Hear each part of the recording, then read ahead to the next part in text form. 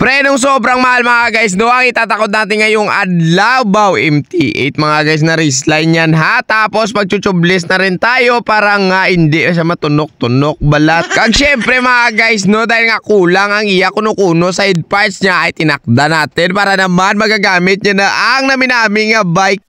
Hello mga morning sa inyo mga guys, no, ba ngayong adlaw meron naman tayo isang bike na sisitapon. Bonomin namin ang bike ni Idol, isang super caliber mga guys na trek, no. Ang sabi ni Idol sa akin mga guys, no, ay chuchublis daw natin, tatakod natin tong Maxxis Aspen ST niya na guma. Tapos syempre hindi natin kakalimutan lagyan ng Yakult mamaya yan. At syempre meron din yang sapen na duct tape. Oo, ganyan mga guys kami dito mag-tubeless. So hindi siya masyadong mahal ba, abaw. So napansin ninyo mga guys, no, sobrang labang iya nga siyak, abaw. Packstar tip 4 yan mga guys ha. Gold, sabi niya sa akin, buhinan ko daw ang iya spacer kag sterer tube te, inotdan ko sa inchakto, wala duwa-duwa. Tapos mga guys, meron niyang kulang sa idalom, sabi sa akin ni Idol, butangan ko na lang daw para naman mamaya pagbalik niya ay sulit ang kanyang bike. Perfect, abaw, gulo san duwa kalipungoy. Iyo di puta. Wow! So ayun na nga ni mga guys, so bali natakod na natin yung siyak ni Idol. Siyempre magtatakod muna tayo dito na star nut, o tinatawag namin siya dito na umbrella. Basta pinagusto lang kami diya kay man amugin niya problema kon mango-mango ta. Tapos mga guys, no, itatakod na rin natin ang pinakustomize ni boss na top cap. Tapos nilagyan ko yan na papadanlog, no, para naman sa susunod na grabe yung trail niya ay hindi matuktukan dali-dali. So ito na nga ni mga guys, bali itatakod na natin ang iyang MT8 race line na prino.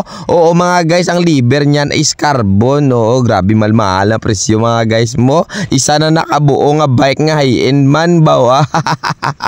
Sa mga wala kabalo, search nyo na para nakabalo ka mo. Kung hindi ka mo magpatete, ka mo na lang istorya ko naman mapati sa inyo. Abawa, ayun di puta. Gago. So ito na nga ni mga guys, bali magjujublis ta si Maninoy ninyo. So babaklason muna natin ang iyang icon niya gulong-gulong dahil nga magbabaylo tayo ng Maxxis Aspen ST. So mga guys, sa mga nagtatanong, no, ang Maxxis Aspen ST subong ang presyo siguro sobra 5,000 ang pares. Bawa ka na migid man siyang gumang mo. Ako mo ginagamit ko kay man quality gidya, grabe daw ninyo shorter nga pasipaon mo. Wow! Nung matapos ko na mga guys, itakod ang gulong-gulong sa may harapan, ito naman na plastar na tayo sa liver ni Idol. Tapos yung caliper, siyempre plastar na rin natin yan. Hindi ko muna mga guys tinakod ang gulong-gulong sa likod kay Budlay magunusunos sang hose plus ang iya hydraulic. Kasi nga naka-internal yan. So ito na nga ni mga guys, nabadbad na natin yung lumang preno ni Idol. Sabay na lang tayo gulo dito ng fittings niya para naman magsalpak tayo about iswabi-swabi sa kita nyo. Natapos ko na mga guys itakod ang preno. So ito na, mag-aalay na lang tayo and then ipapakita sa inyo kung ano kagwapo. Ayo di puta, minamigid man sa. So hanggang dito na lang si Maninoy ninyo mga guys, no. Sana'y na-enjoy kayo sa aking video at na-enjoy din ako dahil nga sobrang mahal ng bike na inubra ko ngayong adlaw. So God bless po. Salamat sa lahat. Hanggang dito na lang po ako. Paalam. God bless. Bye bye. Muhammad. Chup chup.